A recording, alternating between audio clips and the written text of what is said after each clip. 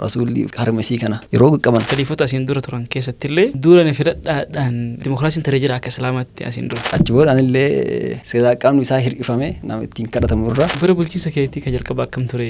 yeroo tokko faa baqa kitaaba kana osoo bakkaan hin gahin faa waan wahii waan ta'utti fakkaata. Hattan maal jedhan ulamaa'iin kitaaba kana wata barreessu akka waan wahyiin samiirraatti godhameetitti akkas fakkaataa jira maqaa. Zaad Podcast. بسم الله الرحمن الرحيم. السلام عليكم ورحمة الله وبركاته. كوجمتوتا دعوتو كينا قوتو الدنيا ترجمتن هندي كيسانيو إدوس نجتني تناجين ربي دفيسن برها قبتو هرس سجنتا كيسوما كينياتين سجنتا تربي درجوتا جرو استوديو زار بودكاست دمي فين تكوانة دي نجرا درجة كيسة لفادوفا درجة سجميس توكو استوديو هنا تكوانة دي نجرا سجنتا كينا راه دو كبرتنا بيكابا جرا سجنتا كينا توسون سيندرتي ونسيادة تشتو كيو جراتي إمالا كينا جرا دي بات يوتيوب كينا جل كبني كم سجلت موتا كيس سينجرا hundi keessaniyyuu gahee keessan keessatti bahadhaa hundi keessaniyyuu asharaa keessan keessa kaadhaa subscribe gochuudhaan maatii mana keenyaa ta'a akkasuma immoo viidiyoo kana like gochuudhaan jalqabaa namoota hedduu biraan gahaa isin jedha gara sagantaa kiyyaatti takka lama jedhee isin dabarsaa ani sagantaa kana qopheessuudhaan kan isin waliin turu Abduu Zaad. Zaad Podcast. Zaad. Assalamu alaikum warahmatullahi wabarakatuh. وعليكم السلام ورحمة الله وبركاته. بغنغان دفتي. آمين بغنغان ويدني. جلك برتي وامشا كينا كبجي استوديو كينا تروان أرقمتيف كهلتومي والفاد دو سنجلا. إسنس كهلتوما ميديان زاد سكنتا كنرتنا فيروساتيف يدو كهلتوما جلا. تربية درجوها تركانو كبا نموت يدو يكان نموت درجوها تكو دو بسودان سكنتا تربية درجوني ماجد الله توانجدون سكنتا يلكمني توري هر أمو سيس نموت سنكسات سرمان ناسيت سيافير رجرا سكنتا غاري kopi bariada tay akawli nabarsuna biqaba waroon dargaggoota taatan hundi keessaniyyuu waroon stage kana irra jirtan waan isin barbaadanii fi waan isin barbaachisus waan tokko isiniif kennuuf waan deemnuuf hundi keessaniyyuu gaxumuraatti nu waliin turaa isin jedha ani si beeka baay'ee si beeka nulfaataa garuu si beeka jechuudha anillee si beeka haga tokko wal beena gara tokkoon naannoo tokkos turre waliinis turre baay'ee walirraa fagaannu har'a ammoo daawwattoota Zaad Podcast wal barsiisuu barbaada osoo ofii kiyyaasee barsiisee tola garuu dubbiin abbaan bira jiru maaliin qabdudha itti fufi tole bismillahir rahmanir rahim duraan dursee yaa nuti safara tokkotti wal beena amma immoo sadarkaa namni marti bakka jiru irraa daawwatu waan jirruuf kanaaf maqaan kiyya Sa'iid Muhammad jedhama yookiin immoo maqaa kiyyaa fi kaayyoo kiyya walitti hidhee Sa'iid Leader jedhamee beekama. Sa'iid Leader kuma yaadde ofii baafatte jalqaba garuu ofii kiyyaan jennee namatu waan jedhe jechi namni waan jedhee fi kaayyoon kiyya wal galeef caalatti namoonni baay'een Sa'iid Muhammad jechuu caala maqaa kana irra na beekaniyyuu amma Sa'iid Leader yeessi beekanii baay'ee namni hedduu akkasitti na beeka. Kaayyoo kan kee san geettee ammatti kam Leader yaa'u leader jechuun hoggansa jechuudha. Hoggansaa fi leaderiin iyyuu isee jiratti wal tara. Leaderiin jabina of keessaa qaba. Jabinni immoo of hoogganuun ofirraa ka'a. Namni jalqaba yoo of hooggane kaayyoo jedhameef birallee gahuu danda'a waan ta'eef of hoogganuun immoo bakka gaariitti mul'achuu irraa kaayyoo ofii utubuu irraa gama hundaanii ibaadaadhaan jabaachuu hawaasummaadhaan jabaachuu maatii keessatti nama jabaa ta'uu irraa eegala waan ta'eef ammatti sadarkaa of hoogganuu irra jira. Walumaa galatti hoggansa jalqabdee jirta jechuudha. Mee waa'ee kaayyoo keetiitti deebina. Yeroo barsiisutti maqaa kan kee qofa nu barsiiste iddoo dhalootaa hin himne bakka jiraattu hin himne kan itti deebisuu barbaada. Ani biyya dhalootaa lama qaba. Lama wata jedhu abbaan kiyya umurii daa'immaatiin waggaa 15-16 ta'ee biyya alaa deemanii turan gara Suudii jechuudha. Gaafa jalqaba deeman hajjiidhaaf deemanii malee achumatti hafanii achitti qara'aa turan. Yoo xiqqaate waggaa 27 ol ta'an achi. Suudii keessa. Suudii keessa yeroo barumsa sadarkaa gadhaan irraa jalqabanii haga maastarsii achitti baratanii san booda maatiillee achitti horatanii haati jallee gara waggaa 14 isaa waliin achi jiraatan ijoollee nama dura jiru nama 7 guutuu achitti horanii Suudiitti maatii bal'aan obboleewwan 10 qaba namni dura jiru namni 6 achitti dhalate ani 7ffaa ta'ee achitti dhaladhe garuu akkuma dhaladheen as dachaan as deebiin gara biyyaatitti dhaloota keetitti as deebisee jechuudha almost ji'a 8 wayita gahu gara biyyaatitti akka deebi'amuuf dirqamni jechuun karaa maatiitiin karaa abbaa isaaniitiin abbaan isaanii isaan qofa qaba abbaan immoo baay'ee dhukkuba sababa sanii as deebi'anii kanaaf bishaan achii osoo hin dhugin nyaata achii osoo nyaadhee qaama hin jabeeffatin gara biyyaa deebi'uu dandeenya. Walumaa galattiyyuu akka nama achitti dhalatee tokkootti carraa qabeessa ta'uu dandeettaati nama biraarraa. Akka dhalootaatitti akkasi. Walumaa galatti nama timira Suudiitiin biyyuma Suudiitti. Timira nyaachuullee eegaluu addu bishaan achii dhugee jira. Zamzama dhiideerte jechuudha. Baay'isoo kana yeroo jalqabaatiif dhagahuu kiyya biyya lammaffaa ho'is. Biyyi lammaffaan biyya amma keessa jiru kan Itoophiyaadha. Caalatti immoo biyya san caala biyya kana irraa biyyummaa isii himadha. Maaliif isii keessatti barumsa eegalee isii keessatti jajjabaadhe haga har'aatitti iyyuu isii keessa jiraachuu. Isii keessatti of beekee. Isitu galatan irraa qaba. Isitu galatan irraa qaba. Sa'id Liidar gara kaayyoo keetti si deebisuu barbaade. Kaayyoo makee kana keessaan sagantaa keenya takka lama jedhaatti deemnaati. Namatu naan jedhee achumaan kaayyoo kiyyaa walitti galee jedhaa turte. Jalqaba ati kaayyoo kan kee keessatti liidara ta'uudhaaf wanti yaaddeef maa inni wanni sababa sii ta'e maa inni laata? Umurii daa'immarraayyuu eegalee cinaa isaa seenaa keessatti dhageenye cinaa isaa immoo qabatamaan agarree hawaasni kenna waggaa 150 ol guyyaa tokko naa tarti osoo jedhu rakkinni gabrummaan abboota torba lakkoofseetiin hin jira. Kanaaf biyyoota biroo ilaaltu immoo addunyaa keessa seenaa keessa illee osoo ilaaltu namni akkanaa miti namummaadhaaf sirriitti bakki guddaan kennamaatiin hin ture. Fakkeenyaaf zamana sahabaa Umarii yoo fudhatte kiiloomeetira 1000 irratti hawaasa islaamaatiif hawaasa naannoo zamana saniitiif yaaddaa ture jedhan. Madiinaa taa'ee Iraaq irratti osoo gaangeen takka bara isaa hooggansi kiyyaa keessa mucucaattee lafa dho'ite rabbiin guyyaa qiyaamaa Umar maaliif karaa isiin sirreessin karaa dadhaban irra deema karaa horiin irra deema maaliif hin sirreessin jedhee osoo irraa na gaafate jedhee sodaadhaa jedhe. Bara san keessa namni kabajaanummaa isaa eeggame jiraataatiin hin ture. Amma maaltu dhabame maal dhabne nuti ka jedhu yeroo baay'ee gaafii natti ta'aa jechuudha. Keessatti iyyuu bara duriitii fi amma garaagarummaa qaba. Dur teekinooloojiin guddatee hin jiru nageenya eegsisuuf iyyuu meeshaa waraanaa sikuriitiin garaagaraa kaameraan garaagaraa fageenya teettee eeguu hin ulfaata. Hattan ergaan tokko dabarsuudhaaf iyyuu akka ammaa kana bilbiltee bakka barbaadde gaafachuu hin dandeettu. Xalayaan qaamaan dhaqa. Ji'a lamaffaa deemee achi gahaa jechuudha. Garuu isaan haala san keessa yoo jiraatanii namummaaf kabaja guddaa kennaa turan turan. Har'a maaltu dhabame fakkeenyummaa santu dhabame immoo namatu seenaa san wallaale ka jedhu yeroo baay'ee gaafii natti ta'a. Wanni kun gaafii ta'eef hin qabu. Anis saga dandaheen seenaa dabre saniin dubbisee qoradhe biyyi kun immoo seerota garaagaraa hedduudhaan mootummoota hedduudhaan bulaatiin hin turte. Wanni baay'ee yaalamee jira. Biyyi kun quraanaa manoo maaliif yaalamne maaliif hooggansi quraanaan akka zamana sahabaa sanii maaliif yaalamne biyyi kun seenaa islaamaa keessatti illee gahee guddaa qabdi biyyi tun. Bara nageenya addunyaa keessa dhaabametti hattan bara biyya silaa wahyiin keessatti bu'e keessatti namni amantii ofirratti jabaatee nagaan jiraachuu dadhabetti rasuulli biyyoota addunyaa keessaa eessatti ergan beektaa? Habashatti ergan. Achi deema inna fiihaa malikan mootii jabaa nageenya keessan namummaa keessan eegguutu isiniif jira jedhanii sahabaan baay'een asitti gara kana ergamanii jiraataatiin hin turan. Kanaaf biyyi kun seenaa keessatti maqaa gaarii qabachuu waliin namummaa keessatti kabaja guddaa qabachuu waliin har'a maaltu dhabame? Wanni sun seenaa ta'ee maa hafee irra deebi'amuu qaba ka jedhu harka caalu humna guddaa biyya kana keessatti gama hooggansaa of hoogganuu irraa ka'ee biyya kiyya hoogganuu irraa ka'ee haga biyya waliigalaa gootutti kaayyoo jedhu kaayadha jechuudha. Okay, kun kaayyoodha sadarkaa kaayyootti. Kaayyoo kana hojiirra oolchuudhaaf yookaan ammoo galmaan gahachuudhaaf adeemsonni itti jalqabdi jira. Jire nama fedheyyuu nama sadarkaa guddatti gaha siin jedhu fakkeenyaaf ani sadarkaa guddatti gahuu barbaada maal godhuu qaba jedhee osoo gaafadhe wanni itti dhaadhamu takkatti bichaadha. Maanni baradhuu jabaadhu barumsaan ciminaan jedhu.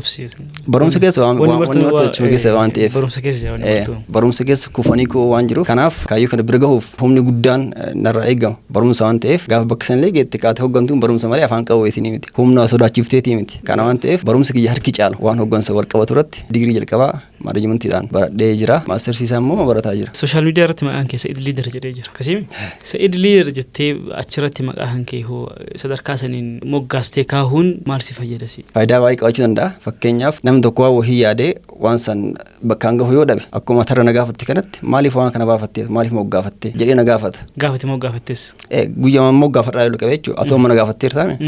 Kanaaf waan akkana yaadee baran maal gochuu qaba jedhee siin mari'adhaa jechuudha. Kanaaf yeroo tokko waan tokko ol baasanii mul'isuulleen bu'aa of danda'e qaba. Gadi dho'isanii keessaan bakka san gahuulleen danda'e qaba. Dabalataan ammoo kaayyoo kan kee of dura keettee bakka mul'atu keettee achirratti of duratti ilaalaa deemuulleen bareeda. Akka ati kaayyoo kan keessan hin dagannes taasisa. Dhugaa. Hagamta yeroo mara waan kana yaadatta laata. Waan gootu kamiin keessattuu fakkeenyaaf namni kaayyoo wahii qabu chaalenjii isa qunnamu kamiyyuu waan saniin chaalenjii ta'ee biran tara yoo kaayyoo wahii qabaate kaayyoo san yoo beeke jechuudha yoo dagachuu baate yeroo marayyuu. Atammoo akka waan kana hin daganneef akka wanni kun yeroo hunda sochii fi adeemsa ati gootu kamuu keessatti iyyuu akkas dura dhufuuf wanti ati godhaa jirtu maali?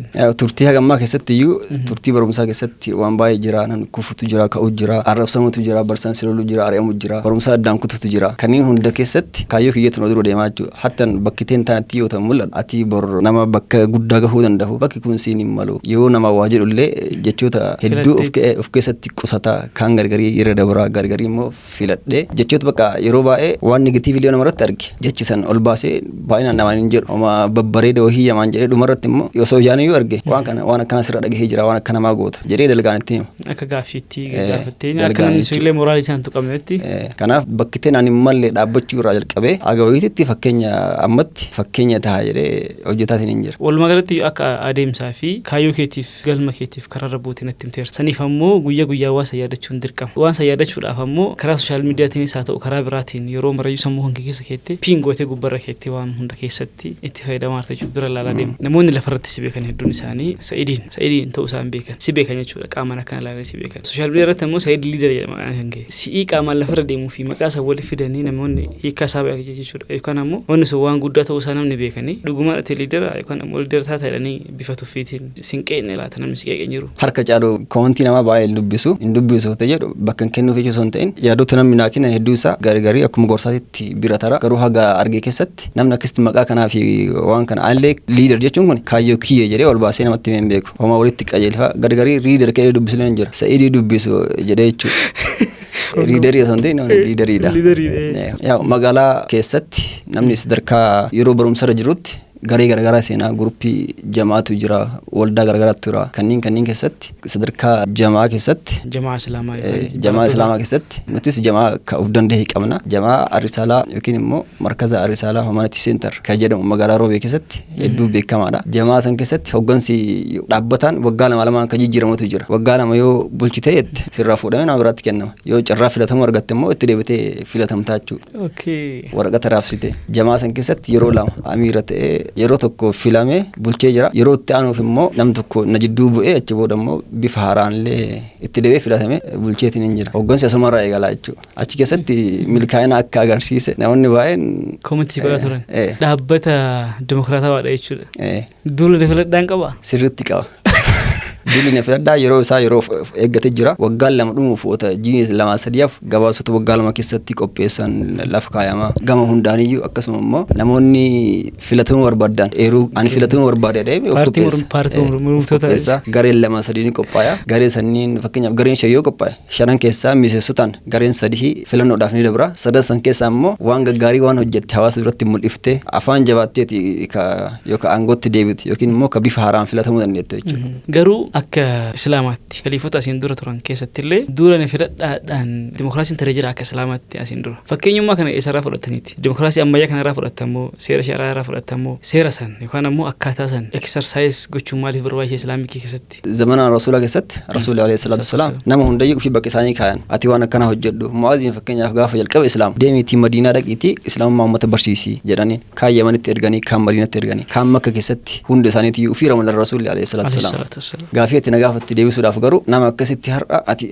bakkanatti hojjedhu ati bakkanatti hojjedhu jedhee nama ramadu yoo qabaanne hin barbaachisu yoo hin qabaatiin garuu namni hundinuu bakka jiru irratti kun immoo baay'ee barbaachisaadha. Maaliif barbaachisa? Yeroo baay'ee namni hin taane yookiin bakka hoyyoo ga'e naannoo san irratti hawaasa miidhuu danda'a. Jamaa san wada ufuu danda'a jechuudha. Dirqamallee yoo namatti kennameetiin hin jedhe namni waan san galmaan hin gahu keessi si'atiin hin jaalatu waan ta'eef garuu ani isinii hojjedhaa na filadhaa gaafa jedhe immoo kaka'umsa keessaatiin waan eegaleef waan gaariillee hojjechuudhaaf yaala jechuudha. Kanaaf exercise godhaa turtan jechuudha. Hundeen isaa duubarraa seenaa keessatti isa akka dhufillee beekuu baadha. Injira seenaa keessa fakkeenyaaf Nabi Allah Yunus ijaalni alaa khazaa'inil ardi bakka kana irratti itti gaafatamaa na godhi jedhee mooticha gaafateen. Mootii biyyaa. Mootii biyya sana waan kana hojjechuu hin danda'an. Dandeettii itti qaba bakka sana kaahii jedheen jechuudha. Akkuma amma yoo bal'iftee laata akkasuma jechuudha. Ani isiniif hojjechuu hin danda'a isin bulchuu hin danda'a na filadhaa jechuudha. Dhimma keessan hin deemuu hin danda'a itti gaafatamummaa keessan baachuu hin danda'aadha. Booda irratti yeroo lama bulchitee jirta jechuudha. Waggaa lama fixee marsaa lama farratti immoo waggaa tokko fixee achi booda hojiidhaaf gara biraa deema. Bara bulchiinsa keetii kan jalqaba akkam ture Arrisaalaan? Jamaa keessa dameen biraallee ni jira. Damee sadiif jalaa qaba. Ijoollee gurguddoo jira, ijoollee xiqqoo jira, ijoollee shamaraattu jira. Anatu amiira ta'ee duratti bahe malee namni duuba jiru nama baay'eetu jira. Itti aanaa jira, barreessa jira. Namni isaan jala hojjetullee nama baay'eetu jira. Garuu bulchiinsa maqama keetii waamu. Anuma jalatti jiran akka hoggansaatitti barri sun bara sila abbaan onneen jedhu bara bareedaa ture. Maaliif jennaaniin yeroo san keessatti ijoolleen hedduun magaalaa Roobee keessatti namni martinuu ni beeka. Achi qofa yoo santiin bakka biraatti iyyuu fedhiin barumsa isaan barachuudhaaf qaban hedduu laafaa ture. Ijoolleen daddaa'imni kasilaa foon isaanii jajjabaate yeroo baay'ee waan isaan yaadan biyya kana deemee hojjechuudha bakka biraa jiraachuudha jedhanii namoonni baay'een karaa Liibiyaa fa'aatti namni dhumaatiin ture. Keessattuu bara 2006 namni baay'een bara san keessa dhumeetiin ture. Kaayyoon jamaan hundeeffamne jamaatiyyuu achirraa ka'eeti. Ijoolleen tunniin nama isaan gorsuun qabu, nama barumsa irratti isaan jajjabeessuun qabu. Maaliif ijoollee tan walitti hin qabne jedhamee achirraa hundeeffame jechuudha. Gaafa jamaan sun hundeeffamuu fi har'a qabatama wal bira jiru yoo ilaalte garaagarummaa guddatu qabaachuu. Ani ofii kiyyaa yeroo sun keessatti barumsa addaan kutee ture. Ufuma kiyyaayyuu namni fakkeenya isa godhattu hin jiru, namni akka isaa taa'attee fuuldura laaltu hin jiru. Garuu yeroo walitti dhufne immoo ebaluu digirii taqqabaa kun kutaa hodhama barataa kun bakka kanaa gahee gaafa jettu anillee akka isaa taa'aa jettee miira ka'umsaa uumattaa jechuudha. Har'a jamaa keessatti yoo ilaalte yoo xiqqaate namni 25 olii sadarkaa digiriitiin eebbifameetiin hin jira. Namoonni baay'een karaa seera qabeessaan iskoolarshippiidhaan kan biyya alaa deeman baay'eetu jira.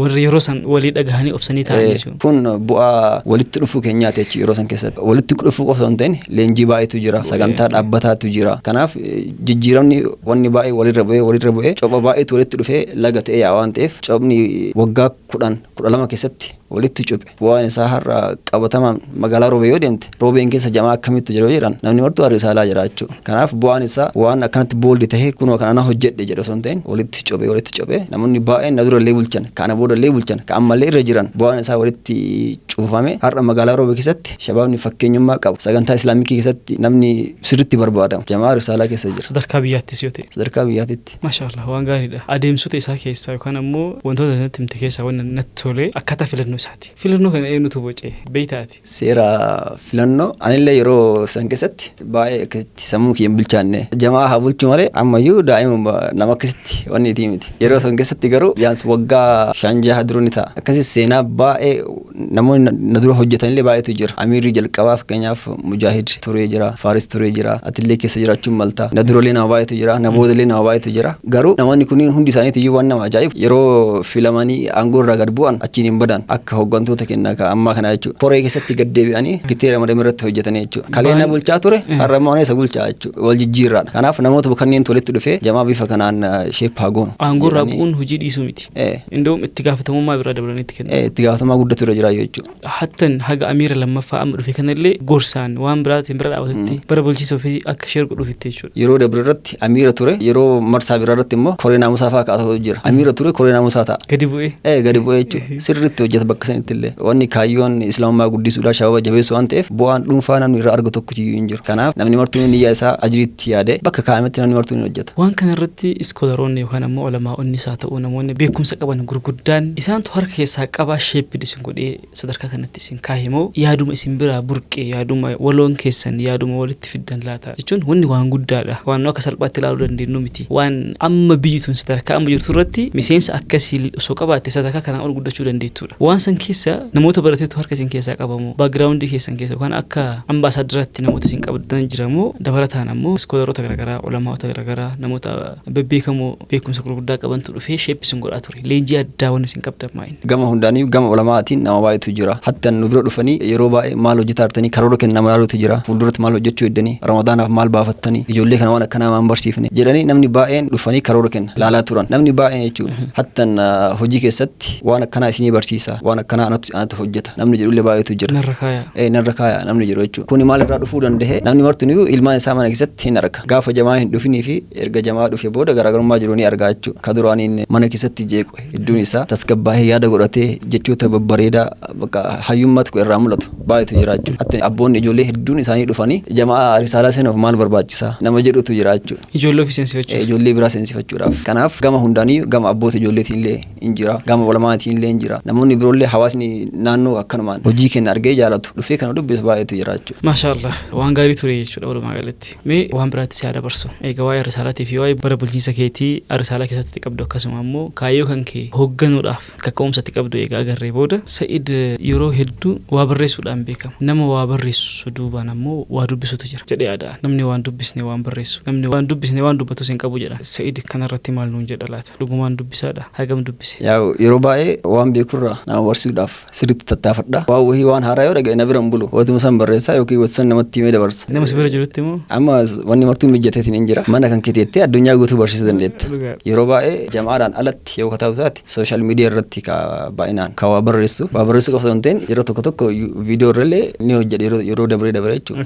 Caalatti garuu qabatama hawaasa keessa jiru dargaggoota wal qabatee namoota gurguddaadhaan wal qabatee qabatama hawaasa keessa jiru yeroo baay'ee ni barreessa. Hatta namni barreeffama dheeraa maa akkanaa barreessitaa naan jedhan kitaaba fakkaata dheeraa. Barreeffamni keessallee barreeffama dheeraadha. Dhiibanii baay'een dhumatu jechuudha. Baay'een dhumate. Garuu akkasittiyyuu namni dubbisu miira gaariidhaan dubbisa waan irraa hubata jechuudha. Iccitii wayii dubbisaa jiraachuu danda'a. Maa inni iccitiin jechuun barreeffamiif hin dubbisu namni keessattuu dhaloonni kun waan dheeraa hin jaallatu. Barreeffama dheeraa hin jaallatu viidiyoo dheeraa hin jaallatu. Namootuma waan sanirraa waa hubachuu barbaadanii xiinxallanii bira taa'aa yoo ta'e malee irra hedduun barreeffama keetii garuu hin dubbifama. Akka dubbifamu immoo koomentii irraa argaa turre. Iccitiin isaa maali? Iccitii addaan qabu. Iccitiin inni qabu namni tokko yeroo baay'ee namni baay'een simaa karaa hin jirre kana mootiveetii godhee jabaadhu gaarii jirtaa akkanumatti fufii siin jedha. Kan hojii hin qabne kana jabaadhu siin jedha. Garuu kasi fayyadu jabaadhu sana osoo hin ta'in waan akkanaan jira hojjedhu. Waan akka namaan eegalee waan akka namaa yaallee silaa akkasii jijjiiru. Garuu simaa yookaan beelisti jiru yookaan kan dhukkubsattee jettu har'a jabaadhu baay'ee jirta fuddattee jirtaa siin jedha namni sun baay'ee si miidhaa jira jechuudha. Kanaaf wanni kiyya keessatti barreeffama kiyya keessatti qabatama namatti hima. Nama tokkollee achi keessatti hin faarsu nama tokkollee hin arrabsu qabatama lafa jiru jira jechuudha. Hatta yeroo barreessu yeroo baay'ee iddoon ani hojiidhaaf deemu baay'ee dheerata. Sa'aatii tokko walakkaa fa'aa deemsa makiinaa keessatti jechuudha. Ammatti yeroo baay'ee baaburaa waan deemuuf achi keessatti haga taa'u hin barreessaa jechuudha. Mata duree wayii fuudhee osuma barreessaa dhufa namni wayii yoo na dhufe achi keessaayyuu akka yaada addaatti wayiitu na dhufa nama wallolu yoo arge achirraa waa wayii barreessaa jechuudha. Garuu wanni an barreessu sun hatta namni marti anaaf barreessite haga naan jiru takka jechuudha. Namni sheernatti godhee waa'ee kiyya maa dubbatta maqaa mana dhihin malee waa'ee kiyya dubbataa jirta narraa barreessitee naan jedha. Wallahi. Kana arrabsillee hin jira. Jechuun iccitii jechuun waan waa'ee kiyya eenyu sitti himee kanaan jedhullee hin jira. As jeneraalee barreessite namni maqaa dhootu nama tokkoyyuu maqaan dhoo ani baay'inaan akka waan ani barreessu yookaan hoo kiyya iyyuu ta'uu danda'a jechuudha. Kanaaf achi keessatti namni baay'een rakkoo achi keessa jiru. Fakkeenyaaf nama dafee aaru yoo taate hin aariini maaliif aartaa? Eenyu irraa waa buusaa jirta ofii kan keetti keessi kan kee gubataa jira yoo jedheen ani. Nama wayii ka aaraa jiru fa'a. Ani bakka biraatti argeeti. Inni garuu bakkitee biraa taa'ee waan isirraa barreessaa jiru fa'a yookaan namni sirriitti har'a aaree barreeffama isaa faayee dubbisa. Amma kiyya dubbatee jechuudha danda'a. Kanaaf namni qabatama yeroo baay'ee qabatama natti hima. Madaa san tashkichuu danda'a jechuudha. Osuma wanni jettu gadi fixxaa jechuudha. Osoo ana jettu amma mudhaa kiyya argasu jettu. Maqaan dhumarallee dhufa yoo barbaachisa. Waan baay'ee barreessite keessaa waa'ee yaadadhulee baay'een qaba garuu amma asirratti kaasuun barbaadu. Iyyaafannoos ture waa'ee araaraas barreessitan yoo namni wal dhabis nama san kan garana isin gortuu jidduu kana irratti barreessaa deemta. Namni yoo bade namni yoo mul'ate yoo bade maaliif bade ibalumaa bade waan jedhu irratti iyyaafataa turte keessattuu miidiyaa zaadis haa ta'u miidiyaa boolid haa ta'u kan biraas jiraachuu danda'a kan itti iyyaafataa turte uummatis haa ta'u jechuudha. Walumaa galatti gaaffii kiyya duubaan wanni jiru maa inni wanni barreessuudhaa saniin si gahe maa inni dubbisuudha laata hagam dubbisee maal fa'a dubbisee.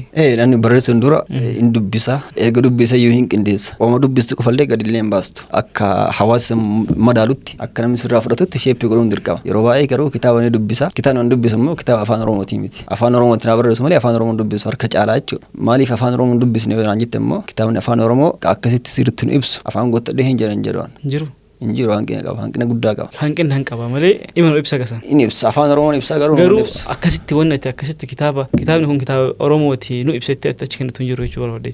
Ana amma fakkeenyaaf kitaaba afaan oromoo haa jennu malee kitaaba afaan oromoo keessa kitaabni saayikoloojii adda jira asoosamni adda jira kitaabni afaan amantii barreeffamu adda jira kitaabni gosa baay'eetu jira keessattiyyuu an akkiyyatti kitaabni afaan oromoodhaan badina amantii islaamaa ibsu kitaabni kun afaan oromoo irratti islaamummaa sirriitti ibsa namni islaaman ta'iniif kenna dubbisee itti islaamuu danda'a kitaabni jedhee an dubbadhu. Islaamummaa qabachuu danda'a. Kitaabni an jedhee afaan guuttadhee dubbadhu kitaaba qubaan lakkaa'amu jechuudha. Kanaaf kitaaba qubaan lakkaa'amu kana torbaanuma lama sadiitti dubbisee fixa. San booda hoo maal dubbisa? Kitaaba kaaniin silaa madaaluu itti dhiisteera. Kanaaf kitaaba afaan arabii dubbise yeroo baay'ee jechuudha. Arabiffa. Islaamummaan arabii keessatti afaan arabii keessatti dhumatte jechuu dandeetta jechuudha. Kitaabni akka afaan arabiitti islaamummaa ibsu hin jiru. Faayisoo islaamummaa qofa osoo hin taane namoonni waa'ee jaalalas dubbisan namoonni waa'ee jireenyaas dubbisan uumamara keessatti iyyuu namoonni afaan arabiitiin dubbisanii wanni akka afaan arabiitti waan kana ibsu hin jiru jedhanii dubbatan. Sirriitti jabina guddaa of keessaa qaba. Jaalala ibsuudhaaf dubartii takka farsuudhaaf osumaatti yaadiin shi'irii kuma tokko fa'aa yeroo takkatti wanni jedhan. Shi'irii jechuun walaloo jechuudha. Isaan uumama isaaniitti iyyuu dandeettii sirriitti waa dubbatu dandeettii walaleessuu sirriitti qaban. Hattan qur'aan iyyuu zamana kanatti mucjizaa maaliif tahe jedhanii yeroo dubbatan uummanni arabaa bara sanitti dandeettiin isaanii sirriitti nama faarsuu keessatti waa wahii ibsuu keessatti dandeettii addaa waan qabaniif qur'aan immoo dandeettii isaanii san ka caalu tahee itti argame cabsee itti argame riikardii haaraa galmeessisee jechuudha. Qur'aan ta'uu baatee osoo ummata kanaaf mu'jizaan biraas bakka kennamu taate jecha kanaa dhahanii balleessanii jiran garuu jechuma jechi isaanii san cabsu rabbiin kenneef jechuudha. Nabiyyoota hundaafii rabbiin akkasitti kenne.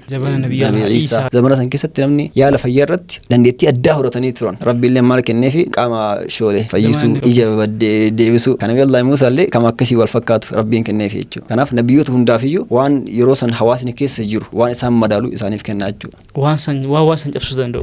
Kanaaf ka zamana kanaallee uummanni zamana kanaatitti sirriitti dubbisaa sirriitti haasaallee sirriittillee barreessa waan ta'eef mu'jizaa rabbiin quraana kenneef godhee ummata hawaasa kanaaf kenne jechuudha. Kanaaf uummanni Arabaa sirriitti hatta afaanota addunyaa keessatti iyyuu afaan akka Arabaa waa wahii ittiin ibsuudhaaf afaan jabaadha jechuudha. Jecha tokkotti qofti maqoota 100 ka qabutu jira. Kanaaf kitaabni afaan Arabii yoo dubbifameetiin hin jedhe beekumsa guddatu keessa jira waan baay'ee irraa barataa jechuudha. Atillee afaan Arabiitiin dubbisteeti. Achi booda gara afaan hawaasa keenyaatitti as deebisaa jechuudha. Furmaanni afaan Oromoo maali laata Islaamummaa keessatti? Fakkeenyaaf gahee musliimoonni biyya tana keessatti baatan keessa tokko qubee bocuu fa'aatu keessa jira. Musliimotaan bocame qubee baay'ee ka dagaagee as gahuu danda'ee xaalibbanni ilmii garaagaraa bakka garaagaraatti deemuudhaan afaan Oromootiin barataa turan. Kun ammoo akka afaan Oromoo jabaatuu fi akka namni martuu afaan Oromoo afaan kee jedhee qabatu gahee taphatee jira. Sanillee osoo ta'e garuu gara barreeffamaatiin gara ogbarruutiin afaan Oromoo afaan akkasitti ummataa fi amantii waliigalchuu danda'u akkamitti ta'uu dadhabe hanqinni jiru maa inni Sa'iid maal jedha akka yaada Sa'iiditti haasaa jirra waan ta'eef. Dursa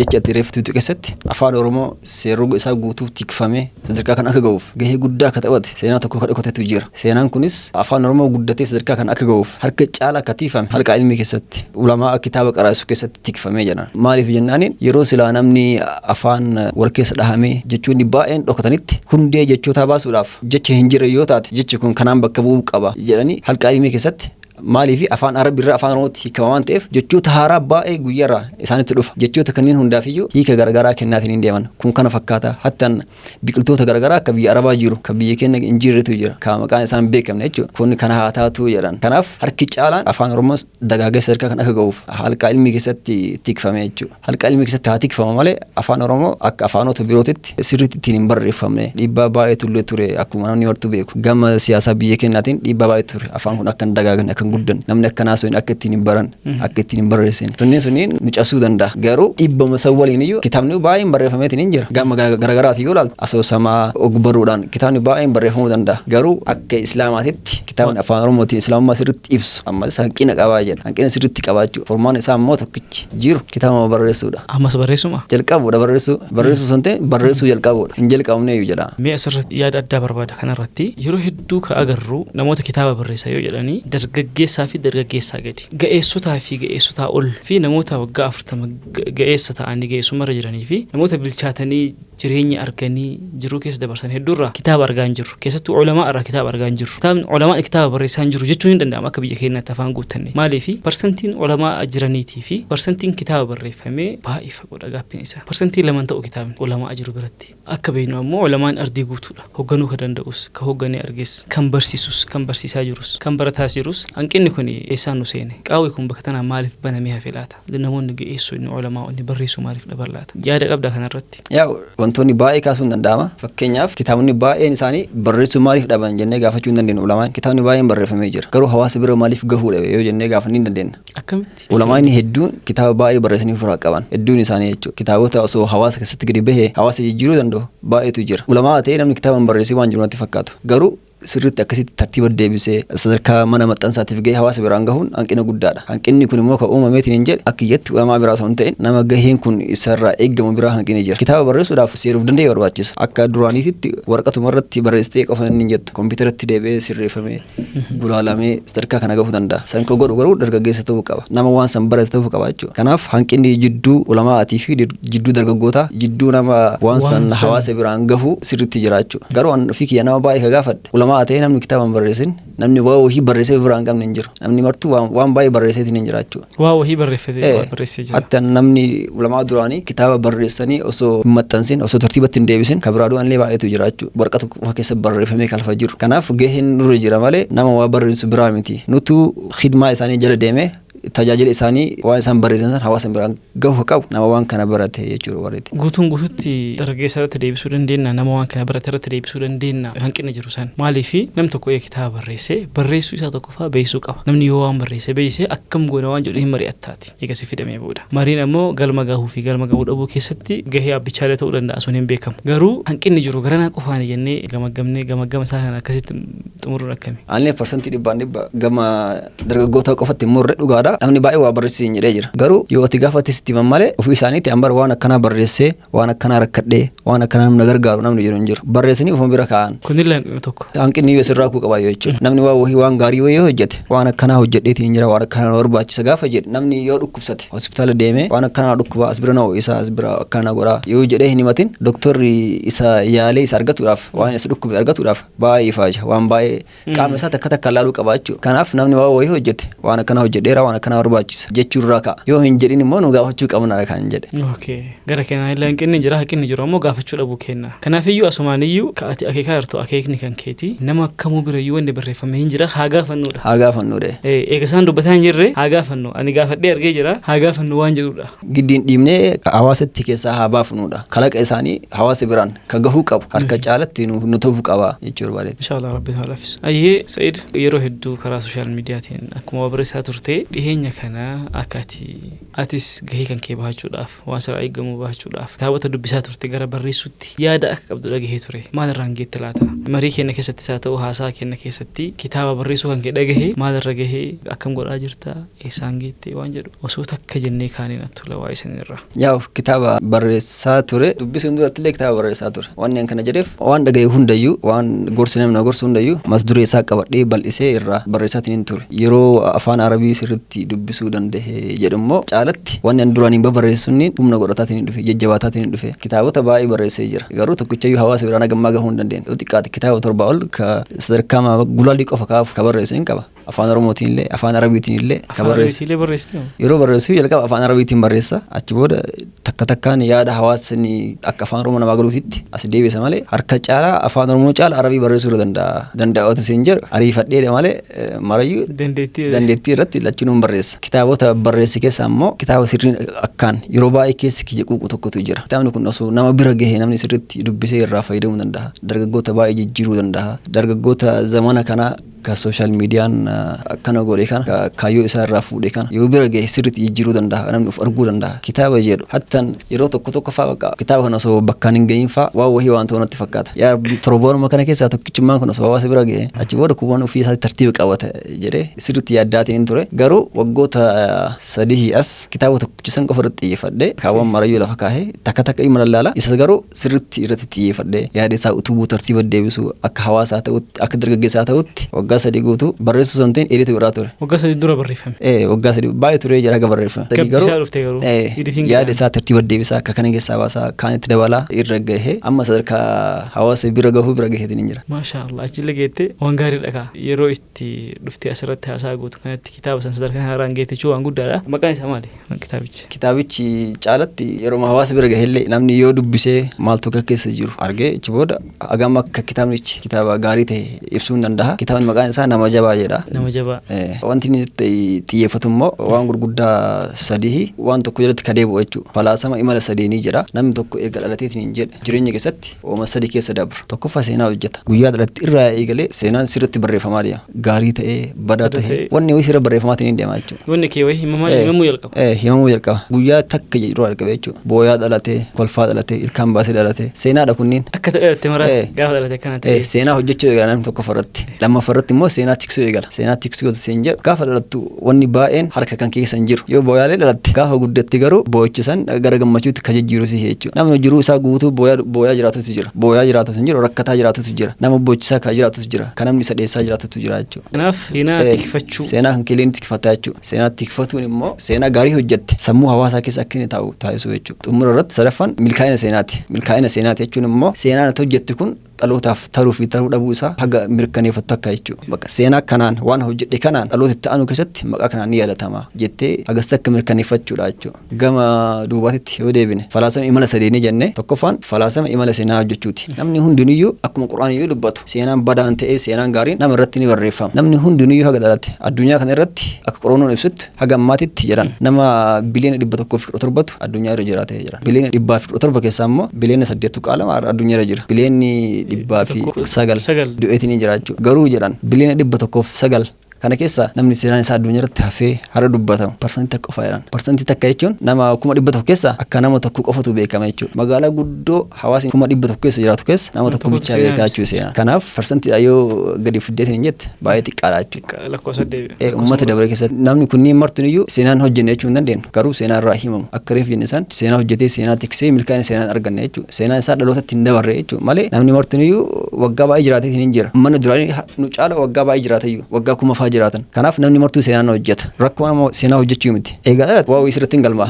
Garuu seenaa kan keenya tikfattu jechuudha. Seenaa tiksummaa inni gaafa jabaatteetiin hin jette hawaasaaf jiraachuudha. Rakkoon hawaasaa si quuquudha. Miidhaan hawaasaa sitti dhaga'amudha jechuudha. Hawaasaaf jiraachuun akkasi. Kana keessatti seenaa takkatti qofatti taa'imu. Gaafa Rasuulli alayhi salaatu wassalaam addoo ofii islaamummaadhaan dhufanii namni baay'een dura dhaabbatee kun jechaan kun gochaan waan baay'eedhaan darbate san Rasuulli yeroo baay'ee waan garagaraatti rakkisaatiin hin turan. Abbeerra irraa jalqabee zariin isaanii hiriyoonni dura waliin guddatan firri isaanii hundi isaaniitiyyuu garuu waan si ajaa'iba Rasuulli san dura waggaa 40 isaan keessa jiraate. Nagayoomaan jechuu osoo hin argamin dura waggaa 40 kana keessatti nama amanamaa nama jabaa amaanaa bira kaayatan nama namummaa irraa mul'atu ture. Inni amantaan dhufnaan garuu jabinni sun laafinatti dhugaa dubbachuu sun kijibatti jijjiirame. Namoonni hundi isaaniitiyyuu ka duraan isa jajjabisaa turan diina isaaniitti argaman. Yeroo kana keessatti gaaf tokko Rasuulli oduu ajaa'ibaa tokkoo gad bahan. Eda Makkaa ka'ee Beetel Maqdisiin deemee Beetel Maqdis irraa samii 7 bahee salaata fuudhee deebi'ee jira. Namni qaraa qaccirra jira amma afaan qabatanii walirratti jiganii kolfan. Mee samii bahoo naa taa'u jedhan.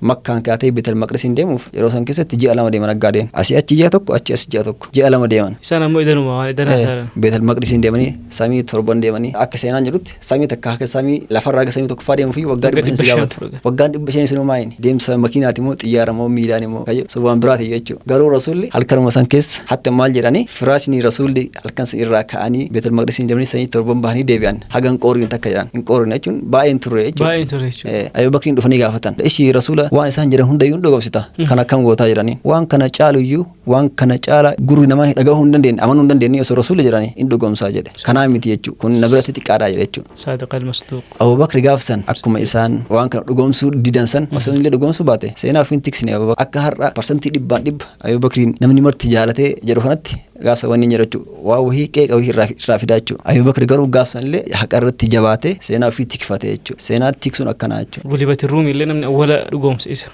Kanaaf seenaa tiksuun jabina barbaada. Mokkortii baay'ee keessa dabarteeti jechuudha. Quraana keessa aayaa wayiitu jira. Aayaa takkatti qofa seenaa nama tokkoo hin dubbatte. Aayaa takka qofa wajaa amina aqsal madiinati rajulun yasaa qaala yaa qawmi ittabi'u al-mursaluun aganuma qofa aayaan namni tokko magaalaa fagoo irraa fiigaa dhufee baadiyaa keessaa fiigaa dhufee warra hawaasa magaalaatiin yaa qawmi ittabi'u al-mursaluun nabiyyoota isinitti ergame tole jedhaa waan isaan jedhan fudhadhaa jala deemaa jedheen hawaasni biyyaa indidan isa rakkisu qofa santiin tumanii ajjeesaniyyuu ammootana fiigaa dhufee seenaa hojjete haga isaan tumanillee hin jabaate irratti jabaate maal godhaa jira seenaa fi tikfataa jira harkan kennan waan jedhe tiksaa jira seenaa tikfataa jira jechuudha irratti du'e qiila dkhulil janna rabbiin watuma san jannata iseense jechuudha jannata isa badhaaseen seenaa hojjete seenaa ofii tikfate milkaa'ina seenaallee argate jechuudha seenaan isaa dhalootaaf illee dabre jannata illee argate jechuudha. Mashaallah. Kanaaf Abu Bakri illee kunillee wal qabataa jechuudha seenaa hojjechuun seenaa tiksuu fi milkaa'ina seenaallee wal qabataa jechuudha. Ibsa ajaa'ibaati. Wallaahi kitaaba ajaa'ibaa akka ta'u abdii qaba. Rabbi nu haa gahu akka laheemu. Inshallah Ramadaana keessa hawaasa biraan gaha. Jalqaba irratti akka ati kitaaba kana barreessituuf wanni si kakaase maal inni laata? Yaa akkuma gara jalqabaatti illee jedhee ture hanqinni kitaaba akka jiru ture keessatti kitaabni sirriitti islaamummaa ibsu hanqina guddaan akka jiru kitaabni kun islaamummaa sirriitti ibsa dubbisettee ati nama islaama hin ta'iniif kitaabni kennitu kitaaba baay'ee waan lakkaayamaa jechuudha. Kitaabota san keessa kitaabni kun tokko ta'uu danda'a itti yaadda? Itti amanta. Akka ofii kiyyaa barreessetti seenaa keessa jiru akka laaletti bareedina islaamaa sirriitti keessatti ibsa jedhee yaadeera. Gulaaltonni maal jedhan kitaabicha irratti? Kitaabicha irratti yaa namni gulaalu sadarkaa jalqabaa irratti nama muraasa nama lama sadi yaadonni isaanii sirriitti bal'aa ture kitaabni fuulli isaa fuula 250 gaha fuula 250 jechuun akka isaan jedhanitti amma osoo hin guddifnenne gara fuula 600 deemuu danda'a jechuun seenaa kanneen seenaa xixiqqeessii barreesse kanneen kana caala bal'isii jalqaba irraa haga dhumaatitti maaliif hin barreessinii jedhan seenaa gargarii faani maqama dheefaa kabira taruutu jira jechuudha. Goolii ati baateef sana siituu inaan ni dhiista jechuudha. Biruma tara gara biraa deemayyuu. Kan ammaa kunniin peejii 120 jedheeti yeroo waan guddaa miti. Kitaaba kana keessa namni waan gaarii hojjetellee baay'eetu jira namni waan gaarii hin hojjetinillee baay'eetu jira fakkeenyaaf Fir'oona fudhadhu Fir'oonni seenaan isaa quraana keessa bakka baay'ee jiraame garuu Fir'oona irraa maal barannu jechuun seenaa isaa akka dubbifnuuf waa irraa barachuuf miti ilma keenyaan akka Fir'oonaan tahiin jennaan jechuuf itti himumaaf sunuu barnoota bara barnootuma garuu akka isaa ta'a jettee waan itti irraa fudhattu hin jiru beekamaadha faallaa waan iti jechuun rabbiin diduu isaatiin waan isa qunname san fakkeenya gootaa akkasin ta'ini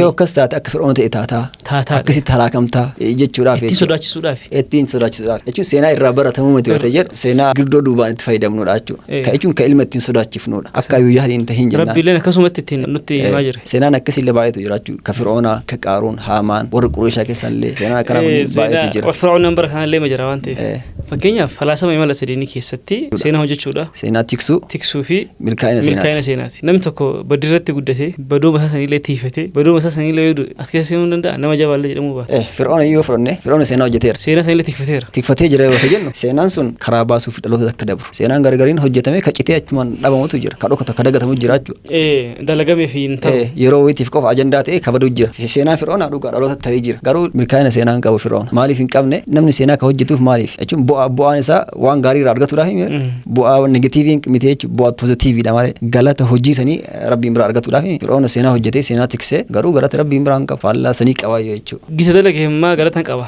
Galanni isaa azaabuma. Azaabni yoo galata taate jechuun argatuu danda'a. Martuu galatuma mire jannanillee galatuma azaabnillee galatuma nama isii barbaadeef. Galata ta'uu danda'a garuu galata afaan guuttannee jechuun wata galata jechuudha. Yeroo baay'ee jechi galata jedhu kun waan gaarii qofa irratti dubbatama. Garuu quraana keessatti rabbiin bifa itti kanaan dubbateetiin hin jira jechuudha. Warra jallatee daangaa dabreetiin jedhu kun guyyaa qiyaamaa galanni keessan kana jedhamee rabbi azaabanii seensifama. Garuu galata wanni jedhamuuf waan gaarii hojjettan jechuu osoo hin ta'in homa hojjettan argattanii homa facaaftan haamattaniidha jechuudha. Kanaaf hedduudha seenaan akkanaa kunniin. Kabajamtoota daawwattoota keenya sagantaa keenya takka lama jedhaatii dargaggeessa lafaa dhufaa Sa'iid Muhammad Qadar yookaan ammoo Sa'iid Liider waliin qophii jabaa goonee as geenyee jirra. Inshaallah sagantaa keenya hin jalqabne malee hin xumurre sagantaa keenya gara xumuraatti deemaa jirra. Gaaffiiwwan barbaachisoo ta'an jedhee yaadu gaaffiiwwan ammaachoo gaafadhe deebiin isaa isin fayyaduu danda'u isa gaafadheeti itti bohaaraa akkasuma immoo irraa barataati itti fufna haga xumura sagantaa keenyaatti nu waliin turaa isin jedha.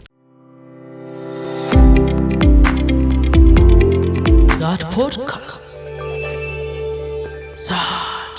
Sa'iid Liider kitaaba akka barreessitee olti himteerta jechuun seenaa kee baay'ee salaallee jirra waa'ee kitaaba wal qabatuu fi akkasuma immoo adeemsa jireenya keetii keessatti kaayyoo keetii wal qabate jechuudha. Kitaaba kana barreessuudhaan duratti isaa ta'u achi asittis agammaatti kitaabota meeqa dubbisteerta laata? Wallahi kitaaba akkasitti lakkaayu kitaaba baay'ee dubbisee jira garuu baay'inaan kitaabota akkuma isin jedhu kitaaba afaan arabiiti kan dubbisu. Kitaaba afaan arabiiti jechuun kitaaba amantii jechuudha. Arabii yoo jennu namni akkasitti yaada. Kitaabni afaan arabii waan baay'eetu jira. Kitaabni jaalala adda jira, asoosamni adda jira, walloon adda jira, gaaffii deebii. Kitaabni afaan arabii keessatti fi awwaala isin jiree jira. Asiyyuun baane jechuu kitaabbiin. Kitaabni suniyyuu osoo afaan oromoo as deebi'e kitaaba baay'ee nama jijjiiruu danda'udha. Kitaabonni afaan arabiitiin barreeffaman akka kennaa kana osoo hin ta'in leevilii baay'ee qaqqaban takka lama jedhamee kitaaba akkasii barreeffamutu jira. Tokko yoo fixxeetiin hin jette osuma of hin beene kitaaba lamaffaatti tartaa jechuudha. Yaadonni irraa'anii waan hafaniif akkasitti waan deemuuf kitaaba gaggabaabaa fuula 200 gadi qaban baay'ee ka dubbisanii jira. Nama tokkotu jira. Sirriitti kitaaba barreessanii Ahmad Sharqaawi jedhamanii kitaaba 27 ol kitaaba walitti hidhata qabu baay'ee barreessanii jiran. Fakkeenyaaf Rasaa'il min an-Nabiy jedhee barreesseera. Rasaa'il min al-Qur'aan jedhee barreesseera. Rasaa'il min at-Taabi'iin jedhee barreesseera. Rasaa'il min as-Sahaabaa jedhee barreesseera. Akkanatti ka deddeemu kunniin baay'eetu jira. Hundi isaaniitii yoo dubbifte islaamummaa sirriitti cuunfee si barsiisaa jechuudha. Rasaa'il min as-Sahaabaa yoo fudhatte harki caala waan sahabaa qofaasa. Sahabaa takka takkaan maqaa dhahee fakkeenyaaf Umar yoo fudhate jagnummaa keessatti baaba jagnummaa jalatti Umariin fida Khaalidiin fida jechuudha walitti siisee fida ka Qur'aanallee akkasuma jechuudha aayaa Qur'aanaa wayii gadi fuudhee aayaa san ergaa isiin qabdu gabaabsii lafa kaayaa jechuudha. Hattaan maal jedhan ulamaa'iin kitaaba kana wata barreessu akka waan wahyiin samiirraatti godhameetitti akkas fakkaataa jira maqaa. jechuun achi keessatti fayyadamu jechoota humna guddaa qaqqabanidha. Kitaaba kana baay'ee dubbiseetiin jira. Walumaa galatti seenaa kan kee gammaa dabarsite. Garuu detail information waa'ee seenaa keessatti illee keessa hin deemne dhimmootuma sii wal qabatan kaayyoo keetii wal qabatanii fi barreeffama kitaaba kanaa duuba wantoota jiran kaasaa turre. Waan gammaa dabarsite akkamitti ibsita? Jiruu kiyya walakkaa fixee jira. Garuu gammaa adduma jira. Ilmallee hin qabu maatiin ijaaranne. Ilma tokko garuu kitaaba jalqabaa kiyyaan gadi baasaatiin hin jira. Hin ga'uure? Hin ga'u jechuun adda. Waan iyyatti jira moo? Jechuun adda gammaa taa'uun hin ga'u jedhu. Ulamaa keessa nama osoo hin fuudhin akka jiru beekame. Fakkeenya Imaam Nawawiin waggaa 45 jiraatan. Garuu maatiin horan. Ulamaadhi kun hedduu isaanii maatii horatanii jiran. Takka sanatti yoo hidhanne akkam. Imaam Nawawiin umrii isaanii ilmi irratti fixan. Kitaaba 50 waan tokko barreessanii jiran. Umrii isaaniitii fi kitaaba osoo wal bira qabanii jiran. Akkaan gaafa dhalatti tokko waggaa tokko farraa eegalee kitaaba barreesseetitti akkasitti lakkaa'amaa jiran. Kitaaba 45 osoo jenne umrii 45 waggaa 45 jiraatan kitaaba 45 barreessanii jechuudha. Khidmaa isaanii harka caalu tajaajila hawaasaa irratti dabarsan. Kitaabni isaanii har'a sadarkaa garaagaraatitti kitaaba 40 irraa jalqabee Riyaada irraa jalqabee kitaabni gurguddaa namni irraa barataatiin jira jechuudha. Seenaan akkanaa kunniin dabree waan dhufuuf garuu ulamaan biraallee khidmaa diinii keessatti gahee olaanaa qabanii maatii horatanii ilmaan qabaatanii ilmaan ofirra isaan irraa haftee du'aa isaanii kadhattu. Ulamaa gurguddaa baay'ee jira. Baay'eetu jira. Diinii khaddamaa maatii ijaarrachuu illee danda'a. Sunnammaanii akkasi. Rabbi siinaa ga'u maalaahu. Turtii kana keessatti bu'aa bahii baay'eetu jiraachuu danda'a. Keessattiyyuu harka caalu barumsa irratti dabarsee maatiin keenya erganne orientiif ne hin qonne barumsumaaf na kennanii hattan yeroo manatti galu bishaan waraabiyyuu naan hin jedhan yookaan masjida deemii jedhanii yookaan seenii waa dubbisi jedhanii harki caalu parsantii 99 barumsa irratti dabarsee jechuudha. Garuu kana hunda waliin ammas barumsaan gana akka jirutu natti mul'ataa jira. Homaan hojjenne jechuu barbaadetti. Adeemsa barumsaa keessatti wayita waan haaraa tokko argaa deemtu ceehumsa wahii irratti yookaan tokko barattee wayita tokko tartu wayita kabiraa taraa deemtu maaltu si dhagahama? Barumsi ganaa si haftu si dhagahama moo ati wallaala ta'uu si mul'ata laata? Adaduma waa wahii duratti deemaa deemtuun akka waan beekne ofirratti ragaa ofirra bahaa deemaa jirti. Aadaa ganaa jira hin baranne iyyuun gaafa jedhuma barumsa digirii jalqabaa eebbifama. Barumsa akka waan achirraa eeggalu wahii kun kutaa tokko seentee amma booda barumsa seeraan bachuu dandeetta. Asiin dura si barsiifne kunniin afaan si barsiisaa turre, barreeffama si barsiisaa turre, dubbisa si barsiisaa turre waan naan jedhan natti fakkaata jechuudha. Kanaaf sadarkaa shaakalaati jedhee bira turuu danda'a. Kana booda inshaallah. Kaayyoo keetii fi adeemsa gammaa dubbanne keessa irra dhaabadheeti gaaffiiwwan murteessoo ta'an imaajineshiniidhaan si gaafachuu barbaada. Gaaffiidhaan kanneen osoo akkana taatee maal goota waan jedhu sirraa beekuu barbaada. Achi keessatti ammoo si madaaluu fi malee ani deebii keetirra dhimma biraa qaba. Herreega waan ta'in malee herreega hin danda'u. Fiiziksii yoo ta'e? Waan kaalkuleeshinii tokkicha keessa mee liidarummaa keetirraa kaanu keenyaaf akka biyya keenyatti nam tokko osoo hoggansa irraa hin bahin duratti akka seera biyyattiitti paarlaamaa keessa yookaan ammoo uummata bakka bu'ee tajaajila kennuu jalqaba yookaan ammoo hawaasa irraa bakka bu'ee gaafii gaafachuu jalqaba paarlaamaa keessa taa'e carraa akkasii argattee gaafii hawaasaa gaafadhu jedhee osoo hawaasni tokko naannoo tokko irraa si filatee paarlaamaa keessa si kaa'ee Sa'id maal gaafata laata akka Sa'iditti? Gaafiin baay'een na dura deemuu danda'a garuu namoonni baay'een gaafii ni gaafatanii deebilee ni argama gaafii hin gaafatamin jedhee kan yaadu tokko jechuun gaafii kan hawaasa kiyya bakka bu'ee yoo gaafadhu na boonsa jedhee kan yaadu biyya keenya keessattuu sirna barnootaa irratti waggoota muraasa asitti koorsii haaraa bifa fireeshmaan koorsii jedhamee dabalametu jira waan akka saayikoloojii critical thinking life skill jedhamee kan baratamutu jira. Koorsiiwwan kunniin hawaasa keessatti yookiin barattoota keessatti akka isaan fuuldura isaanii bocan itti hidhannoo gaarii godhatan fakkeenyummaa gaarii akka irraa argatan jedhamee barsiifama. Garuu addunyaan seenaa tokko waan dhagatti fakkaatti. Seenaa osoo sadarkaa yuunivarsiitiitti barattoonni barsiifame. Seenaa jabaadha. Fakkeenyummaa gaarii qaba. Seenaa jedhame tokkotu jira. Sunis seenaa Nabii Muhammad. Sirna barnoota sadarkaa yuunivarsiitii keessatti seenaan isaanii gosa barnoota tokko tahee akka histirii tahee yookiin akka dipaartimentii uf danda'etti osoo barsiifame sirriitti barattoota yuunivarsiitii baratan sirriitti utuba jedhee yaada. Wanni kana kaasiif immoo biyyi keenya seenaa Nabii Muhammad keessatti gahee olaanaa qaban. Rasuulli akkuma gara jalqabaatti kaaf sahaabota isaanii addunyaa keessaa biyya kanatti qajeelchan. Biyya keenya deemaa jiraadha jedhaniin. Jiraadhaa qofa osoo hin ta'in warri biyya san keessa jiru warri Qureeshaa yeroo sanitti nama wahii gara Habashaa erganii jiranii. Warqii guddaa itti kennanii badhaasa guddaa itti kennanii sahaabota sibira dhufsanii deebisii achitti makkatti isaan azabuuf jechuudha. Amantii isaanii irraa akka isaan socho'an akka isaan deebi'an taasisuudhaaf jechuudha. Mootiin kun garuu maal jedhe warqii isin amma hiitanii fiddan kanaa miti gaara gurguddaa lama ka warqii osoo naa kennitanii isinitti hin deebisuu jedheen. Dabarsee isiniin kennu. Isiniin kennu jedheen. Sahaabonni baay'een gara waggaa baay'ee keessa jiraatanii jiran. Hatta qabriin sahaabota baay'een biyya kana keessa jiran. Yoo xiqqaate sahaabaa 15 dhiira 10 fi dubara 5 biyya kana keessatti qabriin isaanii bakki itti beekamaa jira. Kanaaf biyyi keenya ol ka'iinsa biyya keenyaa keessatti nageenyummaa fi kabaja biyya keenyaatiif seenaan Nabii Muhammad akkaan barbaachisaadha. akkaan itti hidhannoo gaariillee qaba waan ta'eef kanaaf gaafiin kun gaafii ta'ee ministeera barnootaa irraa deebii argatee barattoonni hundinuu islaama ta'ee kiristaana ta'ee seenaan Nabii Muhammad amantummaa qofa osoo hin ta'in fakkeenyummaa namummaa qabaachuu seenaa isaanii keessa waan baay'eetu jira rahmatummaa jira namummatu jira barataan tokko baraadha maaneejimentii baratee gaafa itti aanu biyya hoogganuu danda'ame bakka san bu'uu danda'a jechuudha garuu seenaa isaanii yoo barate immoo rasuulli akkamitti akka hawaasa hoogganaatiin turan namummaa isaanii hooggansummaa rasuula irraa gaarummaa isaanii irraa barataa jechuudha kanaaf gaafii kana gaafadha gaafiin kun gosa barnoota fireeshmaan koorsii keessa seenee sadarkaa yuunivarsiitiitti akka baratamu gaafachuu barbaade. Hin gaafadhallee hojiirallee ni oola maaliif jedhee yeroo dabre hin turre waggoota lamaan dabran asitti muumiin ministeeraa afaanota biyya keenya keessatti barataman cinaatti afaan arabii sadarkaa ol'aanaadhaan akka baratamu murteeffamee jira baratamaallee jira sadarkaa yuunivarsiitiitti jechuudha afaan arabii bira eega gahame seenaan Nabii Muhammadillee bira gahamuun isaa waan hin oolle jechuudha kan ammoo inshaallah abdiidhaan deebii isaa eeggan. Inshaallah waan ajaa'iba hin eeyne beektaa gaafii biraa eegaa ture.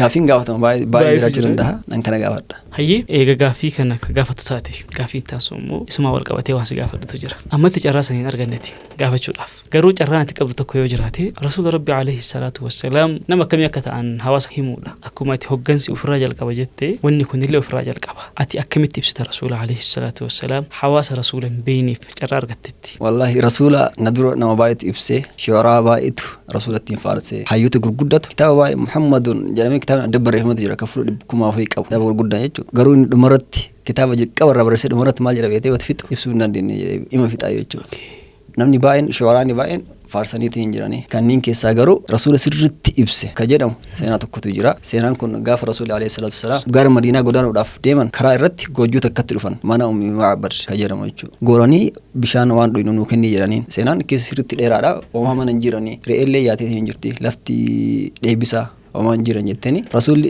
re'ee takka ta mana jala dhaabattu deemuu dadhabdee re'oota biraafti argan tanaa ilmannoo jedhaniin achi ilaalte tuni dhukkubsattuudha homaa dadhabduudha deemuu dandeette qarayyoo homaa of keessaa hin qabdu jettee deemuu dadhabdee hafteenna rasuulli nu hayyamin ilmannaa jedhaniin qabaannaan immaa jettee hayyamteef rasuulli ofitti bira gahanii harmesii kana yeroo qaban akka waan reef dhalteetitti gur'uu isii guuttame namoota waliin jiran dhugaa jedhanii obaasanii tokko farat ofii hin eegalle lammaffaa illee elmanii ofiillee dhuganii kaafe immoo isiillee kaahanii biraa deeman booda yeroo muraasa booda gara manaa dhufe abbaa warraa isii gara manaa dhufe yeroo dhufu aanaan manatti arge aanaa kana isaa fidde sa'aatii kanaanii seenaa jiru itti himte takka takkaan ibaluu hin beektu meenaa ibsii nama akkamiiti inni jedhanii gaafateen Ma'bad as biratti waan silaa shu'araanni amma wallistoonni amma jiran osoo wal gahanii walamaani gurguddaan amma jiran osoo wal gahanii ibsuu hin dandeen gaafsan afaan silaa rabbii baasee jiran ra'aytu rajulan waahira alwadaa'ati ablaja alwajh jettee shiirii dheeraa lafa keette jechuudha nama tokko argee ka fuulli isaa ifu ka fuulli isaa bareedaa laaltee hin quuf hojjaan isaa ol jedhee ka jiru dheeraa nama furdaa borcii qabullee miti ka garaan keessa seenillee miti jiddu galeessa namaati gabaaballee miti nama walii yoo deemu keessaa ol dheeratee mul'atu nama gabaabaa namni marti uf jedhatti gadi ilaalullee miti nama hunda walii yoo deemu isaanitti qixxaahee deema jetteen fuula adda ibsitee ija adda ibsitee qaama isaanii guutuu haga jalaatitti ibsitee jechuudha nama fagoo yoo laaltu jabinaa fi bareedinni addaa irraa sitti mul'atu yoo si bira gahe immoo bareedina isaa laalii quufattee ilaaltuu jette sirritti akkaan sirritti bareedanii jechuudha rasuulli alayhi salaatu wassalaam kanaaf inni iyyuu maal jedheeni namni kun nama makkaasanii nabiyyiisanii jedhee yeroo sana of duuba gaddeebi'ee islaamee jechuudha seenaa kana sitti himuuf osoo hin ta'in seenaa kana fakkaatu tokkotu jira rasuulli alayhi salaatu wassalaam gaaf tokko yeroo makka jiranitti adduma fi laga keessa gadi bahanii jiran akkana makka keessaa gad bahanii deeman laga san keessa immoo kuruphee bineensota garagaraattu gala simbiroota garagaraattu gala yeroo isaan deemanii achi fagaatan kuruphee sibiilaan hidhamte akkatti dhufan kurupheen yeroo rasuula agarte itti lallabdee yaa Muhammad namicha Yihuudaa tokkotu asitti na hidhee ani immoo ijoollee tiyyaaf nyaata barbaaduu bahee ijoolleen manaa beelahaa jirti ijoollee xixiqqoo reef dhalatti qaba jaarsummaa naa gaafadhu jetteen akka ni ganna dhiisu kurupheetti rasuulatti haasa'aa jira rasuulli afaan rahmata qabuun bira gahanii itti seeqatanii anaatu si gaafata jedhanii yeroo isaan xiqqoo bira gattaanii jedhan abbaan kuruphee san al oolate qabachuudhaaf fudhatee deemuuf dhufe yeroo dhufutti Muhammadiin biratti arge rasuula ta'ullee hin beeku maal asii goota kurupheen itti deefee itti ifaajee fidi fudhachuu heddaa jedhaan rasuulli suutuma jedhanii itti seeqatanii kurupheen gadi dhiise ilmaan hoosiftu qabdi deemtee ilmaan ofii hoosifattee sitti haa deebitu dinqisiifattee haa deebitu isitti goyzee rasuulaan akkas jedhu ilmaan hoosisu qabaa deemee deebi'aa yeroo baatechi boolna haa hidhatu jette deemee deebi'aa jettaa jedheen inniyyuu kurupheen tun yoo asii gadhiifamte deemtee deebiti akkamitti kurupheen sitti haasawiti jedheen rasuulli waadaan haaseenteetiin hin jirti ilmaan hoosiftu qabdi gadi dhiisii haga sanii immoo yoo barbaadde ana hidhadhu jedhaniini harka ofii lamaan jalqaban namichi Yahudaa tole jedhee kuruphee gadi dhiise rasuula rabbii hidhe haga isiin deemtee deebitutti kuruphee yeroo magarii dhiisan haga lebsuu iyyaatitti achii fiigaa tartee jedhan fiigaa tartee ijoollee isii bira geette dafaatii harma hodhaa rasuula rabbiitti bakkiyya hidhameetiin jira jettee maaltu akkasii mudate akka takkaan timte ilmaan isii ilmaan kuruphee sanii wallaahi aanaan kan kennu irratti haraama haala rasuulli nuuf jecha hidhamee jiruun aanaan kan kennu dhuynu haala birri cimaan itti jiruun akkana jedhan deemee jedhanii kurupheen ofirra deebitee fiigaa dhuftee rasuula bira dhuftee dhaabatte fuula isii imaantu yaa namichi yahudaan dinqisiifate kurupheen deemtee waan deebitutti fakkaan rasuula bira dhuftee ijoolleen aanan harma hodhuu diddee haala ati keessa jirtu itti himee jennaan hodhuu didde jetteen booda namichi yahudaan kun dinqisiifate maasiin jedhaa jirti maaliif bootti jennaan haalaan keessa jiru ilmaan isii waan dhagahaniif haalaan keessa jiru kanaan hodhuu didanii saniif daftee deebite jedhanii namichi rifatee as biratti fidaaka yaa rasuulallah ashhadu an laa ilaaha illallah وأنك رسول الله جري بكون سنة شهادة قبته كروبي سنس أتبليسه ديمة إلما كان كي قد فرد جري قد ديسه كان بود وان كروبي تهين الأولو جري يهود ما سال ديسه إسلام ما كيسينه نموت جعاري ربي جبران كيساتو كته يرام كناف رحمة الله رسوله نمو ما بردبره حيوان ولين بنسوت برولين نمو ما إساني إبسانيجو حتى النبي يهودات يهوداته ولين رجعت كرام بربانيجو تكتي ما الإسلام ما سينه رسول لسان كان عليه الصلاة والسلام سبحان الله فداك أبي وأمي يا رسول الله نتي أمتها فلتها مالا أمة رسولات أولا الحمد لله ربين لما بور اللي قويا قيامات تسان أرقي والله ساني تورا ربين هو تايسو سينا عجائباتي والله كافي أوترون دندين ألفاتي إيك رسول ربي عليه الصلاة والسلام صدرها كانت إسان إبسون باي ألفاتا له إبسان أماتي ولي كافي تاني نسيقافة شو وربادو صحابته إسان إبسوسون تاني كان سرها وربادو واي صحابته أرالجسي وسوج أرقتي صحابة وهي أرقتي إنو نجارقو فيتا صحابته كيسا أمو قافيا كميسان قافة شو وربادو سوقرتي مالتها ورباد صحابة رسول كيسا نمن أرجوه جعفر بن أبي طالب مالف يتمه صحابته كيسا نمن كان رسول فكاته جعفر يجران جعفر لالو هو سنتين جعفر كيسا رسول الله يبرجهم رسولنا مكة أكتان وفسجاه هذا رسول الله سوقرته مال جتالات يا الله صحابة إسانيتي واي رسول الله يفتشوف صحابة سان فلتة رسوله مال قافتشوف وسوجر أرجتة أكيسان جاردو كفتيو بس أكيسان جاردو في ساولين جرا شكر باركوف أما قويا بري جنة ولا قرب بنها تايسو itti seemee sagantaa kennallee goora godhaaf deemaa jirra gaafii mooshin nama godhan baay'ee kakkaasneeti ibsa jabaa irratti kennitee jirta waan ajaa'ibaati mee dhumarratti mudannoo keetii yoo golabne akkami bareeda san dura shiirii takka ta'a rasuula irratti namni sirritti rasuula ibsa jiran keessaa tokko Hassaan Musaawite shiirii dheertuu wayii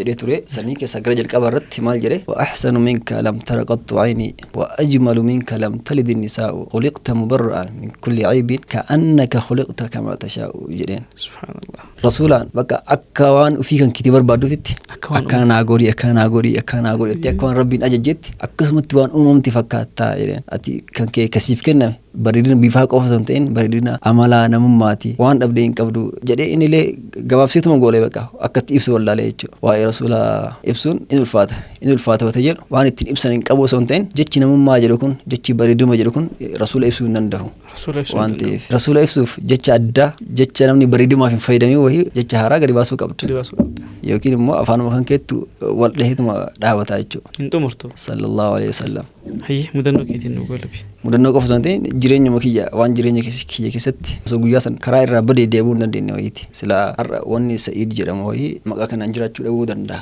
jedhamee kan yaadamu jechuudha kutaa 2 yookaan 3 baradhaa yuunivarsiitii Maddoolaabuu dhagaa bu'uuraatti kaayama jedhamee mana barumsaa irraa hiriiraan deemnee lafti dheeraadha akka ammaa kana karaan mijataa miti ganda keessa deemamee karaa gabaabaa qaxxaamuraan achi gahame yeroo achi gahu manni barumsaa hundi isaa waan achitti wal gahuuf namni sirriitti baay'atee keessummoonni bakka biraatti dhufanillee baay'atu jira yeroo kanatti hiriirri nuti ittiin dhufne hin diigame hiriyootaan adda bahee haga ture hojjaallee waan hin qabneef waan hojjetamu tokkicha iyyuu hin argu namni cufee waan dhaabatee dhufe jechuudha duuba san jiraan sagalillee baay'een dhagayu hin gala jedhee gara manaa bahe ijoollee wal gattanii adda kiyyee jira yeroo bahutti karaa dhiqisumallee hin beeku gara deemu jechuudha galuu murteessee bahee jira yeroo deemutti namoota gurguddaa lamatu na dura deema amama uffatanii nama gurguddaa nama islaamaati isaan waliin haga isaan waliin deema jedhee duuba waan deeme haga deemnu deemne isaan mana nyaataa fi na biraa goran amma bareetti hafi adda kiyyee jechuudha magaalama keessa jirta fi duraan deeme hin beeku garuu bakka ofii kenneerra booda karaan qaxxitama kana jedheetu waan deema manni keenya natti hin mul'atu safarri nan beeku natti hin mul'atu waan itti beektu hin jiru ganama sa'a 5tti achi gennee wata sana ofirra deebi'an baay'een ture sa'a 6 osoo hin gahin galuuf bahe garuu aga sa'a 1tti deemaa jira galgala jechuudha magriiba azaanuu gahan bakka gahe hin beeku ima deema dhumarratti magaalaa wayii seena